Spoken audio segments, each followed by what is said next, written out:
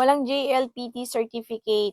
Okay lang po, puwede po kayong mag-enroll sa kanila, as long as marunong po kayong mag-Nihongo at kahit papaano nakakabasa at nakakasulat po kayo ng Romanji, ng hiragana at katakana at saka konting kanji. Pero para po sa mga katulad ko na hindi po talaga marunong mag-Nihongo, meron po silang ino-offer na Japanese language course para po sa mga gustong mag-aral ng Kaigo.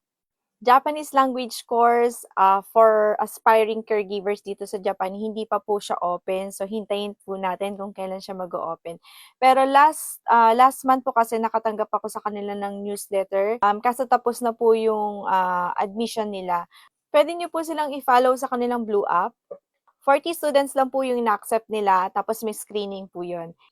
Any question pa po, please comment down below. Tapos itatry ko po na makapag-reply sa inyo ng mabilis.